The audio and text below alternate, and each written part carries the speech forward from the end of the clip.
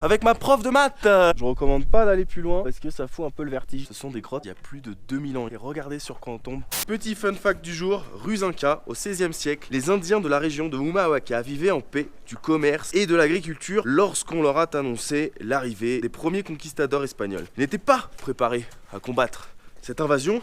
Alors du coup, qu'est-ce qu'ils ont fait? Ils ont chopé tous les tissus et les vêtements de la région pour habiller les cactus en fait qui entouraient la vallée. Et à la vue d'une telle armée, bien évidemment, les Espagnols prirent peur et préférèrent contourner la région, ce qui a laissé aux habitants quelques dizaines d'années de répit.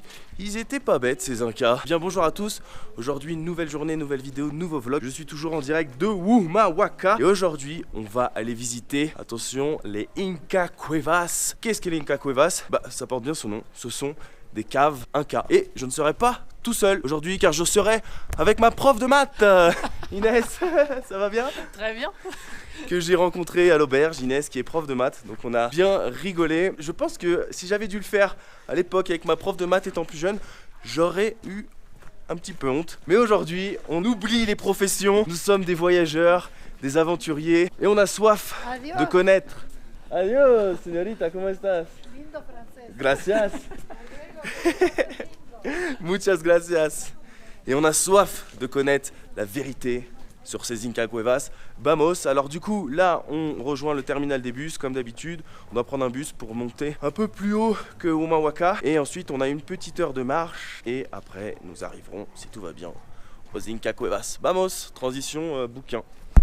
Et ça y est, on est sorti du bus et on est au début du trek de Inca Cueva. Alors il y a 3 km pour rejoindre les caves, ça fait à peu près 1 heure de marche. Et regardez, la vue sur le canyon est assez sympa, ces belles couleurs rouges. Il y a une petite montagne là-bas aux 14 couleurs, un début, je vois un truc. Comme quoi il n'y a peut-être pas besoin de payer au final pour la voir. Non, elle n'est pas aussi impressionnante que celle que j'ai vue hier. Mais c'est sympa, ces paysages de toutes les couleurs, c'est vraiment magnifique. Vamos, début du trek. Alors, j'ai de la chance d'être avec un prof de mathématiques aujourd'hui. Donc, 3 km, ça fait à peu près, más o menos, 1 heure de marche. Si on calcule qu'on fait à peu près 20 minutes de marche par kilomètre. Je pense qu'on fait du 4 km. Qu'est-ce que t'en penses? Du coup, je pense 3 quarts d'heure. Ouais. Ouais. Si on ajoute un théorème de Pythagore à cela pour essayer de exactement. calculer les angles de chaque côté du chemin, peut-être que... Je pense que ça va dépendre si on doit monter. Ça, on ne sait pas encore. Ah ouais. Mais par contre, faut pas me rajouter des vecteurs, hein, parce que c'est pas mon truc, on n'est pas copains, hein, les vecteurs et moi. Allez, vamos.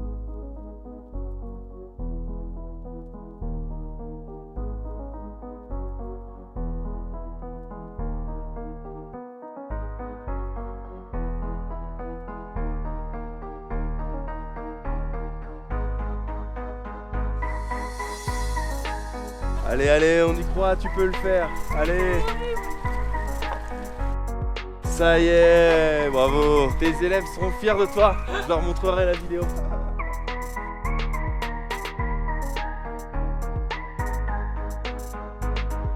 Alors on marche, on marche, on marche. Et regardez sur quoi on tombe. Un lama avec son bébé. Trop mignon. Mais ils m'ont pas l'air hyper sauvages ceux-là parce que... ils ont des étiquettes sur les oreilles, du coup je me demande s'ils appartiennent pas à quelqu'un. On va essayer de se rapprocher un peu plus.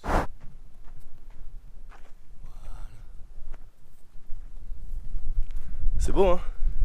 Alors vaut mieux pas trop les embêter parce que il paraît que ça crache normalement.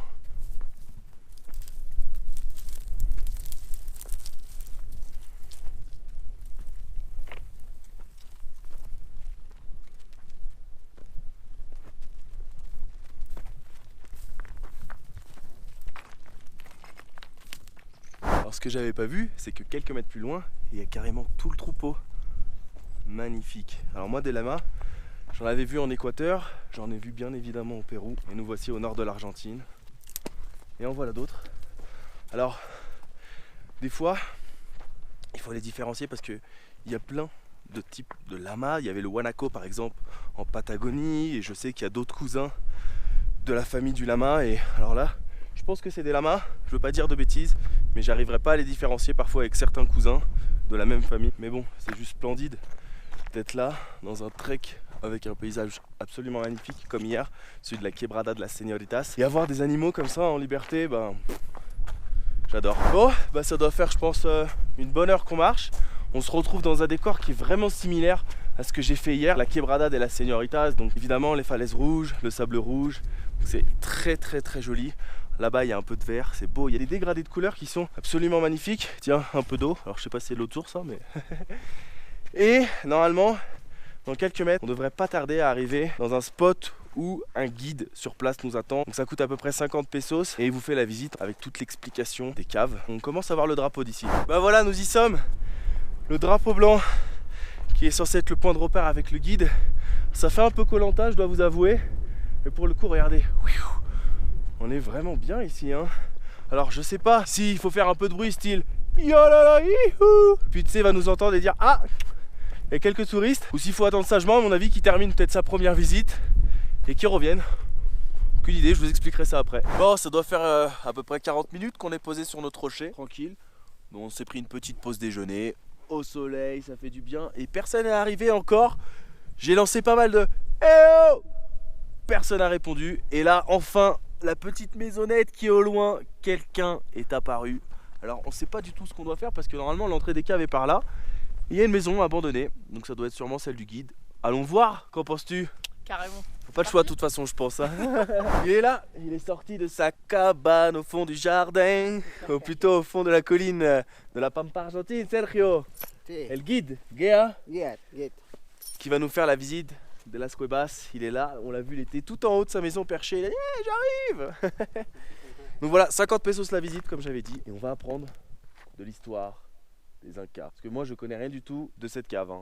J'ai rien lu avant, je ne sais pas du tout à quoi m'attendre. Bon, la visite commence ici à l'entrée de la cave, mais il nous a expliqué que là-bas en fait il y a des peintures sur la mur. Alors il y a eu du vandalisme, hein. Ça ne fait pas partie des peintures ancestrales. Il y a deux traces noires, ça représente des lamas, et en haut il y a un cercle blanc qui représente en fait un soleil. Du coup la question c'était de savoir mais qui a pu grimper aussi haut pour faire ça? On aura la réponse tout à l'heure apparemment. Et ce sont des fresques qui datent apparemment d'il y a plus de 2000 ans, il nous disait. Alors en fait je vais vous expliquer un truc. Là, on a des fresques qui datent de quasiment 10 000 ans, qui sont limite préhistoriques en fait, c'est ce qu'il nous a expliqué. Il nous a fait une ligne sur le sol pour nous dire, nous, on est là, ici c'est l'âge 0, donc ici c'est avant Jésus-Christ, et en fait ça date d'ici, les premières fresques. Et en fait, il y a eu les Humahuaca, donc les indigènes qui vivaient ici, il y a eu les Incas, qui ont perpétué à venir dans la grotte, mais qui eux faisaient des rituels en fait ici. Puis il y a eu la période après des conquistadors, et du coup ce sont des grottes mais qui datent de bien plus longtemps que moi je pensais. Donc en fait ça s'appelle Inca Cuevas, mais c'était pas la grotte des Incas en fait. On leur a demandé s'il y avait un nom, des personnes qui vivent ici, non en fait c'est anonyme, donc on va dire des hommes préhistoriques, más o menos. Et moi la question que je me disais c'est, parce que ça peut être fake franchement, donc je lui ai dit au guide, mais qu'est-ce qui prouve que ça date de cette époque-là, que c'est pas quelqu'un qui s'est amusé à reproduire ça. Alors déjà, il y a eu des tests qui ont été réalisés par des scientifiques, des archéologues, etc. en laboratoire. Mais surtout, ils disaient, regarde, ça, c'est du vandalisme. Ça, c'est de la braise. Quelqu'un qui s'amuse à écrire avec de la braise. Mais ça, ce sont des minéraux, en fait. Ça a pu être fait aussi également, ils nous expliquaient, avec de la graisse animale, avec des minéraux.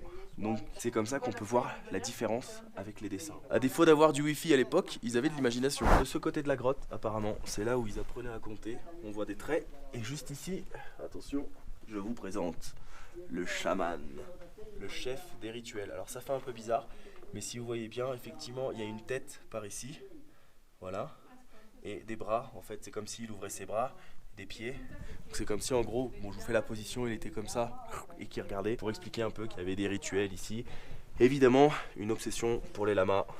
Donc il y en a beaucoup, hein, comme vous pouvez le voir, énormément de lamas. Bon, je vais essayer de refaire les explications de comment j'ai compris les choses. Là, en face, on a des sortes de haches, on a des ronds. Les ronds apparemment, ça représentait les années sans pluie. Il paraît que, par exemple, quand ça fait un rond complet, ça veut dire que ça fait 7 ans qu'il n'y a pas eu de pluie ou quelque chose comme ça. Il y avait un rapport avec la pluie. Ensuite, on a les chevaux ici avec des hommes. Apparemment, ce serait l'époque des conquistadors. Donc, il y a toujours des ronds et ça continue en long. Alors là, il y a écrit Ben, mais je vous promets que c'est pas moi qui l'a fait et que ça date pas d'il y a 2000 ans. Là, évidemment, il y a des visages, etc. Mais ça, c'est du vandalisme. Voilà. Et en fait, ça se termine ici. Et c'est juste incroyable avec cette grande fresque. Apparemment, il y avait un village où il y avait des hommes qui étaient très grands et celui-là mesurait environ 2,40 m. Et l'explication du soleil là qu'on a vu qui était tout en haut tout à l'heure, apparemment ce seraient certaines personnes qui se seraient empilées, donc des gars de 2,40 m environ, pour faire le soleil tout en haut. Et je disais mais c'est pas possible, 2,40 m. Enfin, ça peut exister dans le livre de record, j'en ai déjà vu. Mais tout un village qui était grand, bah si, apparemment. Donc après, évidemment, avec des lamas, etc. Et c'est une histoire vraie parce que en Patagonie et un petit peu partout en Amérique du Sud, ils ont retrouvé des ossatures en fait de personnes qui auraient mesuré environ 2,40 m. C'est fou quoi, 2,40 m. Moi je fais 1,80 m, je te dis mais... Je pense que si le basketball avait existé à cette période-là, à mon avis, les mecs du village, ils auraient été champions depuis longtemps. Donc voilà, la visite de la grotte est terminée et il nous indique un chemin où on peut faire le tour et avoir un mirador, une vue superbe apparemment sur l'endroit. Et je tiens à préciser que c'est le seul arbre que j'ai pu apercevoir dans tous ces décors de cactus. Donc je sais pas qu'est-ce qu'il fait là, en tout cas lui aussi, il a survécu un peu comme les peintures.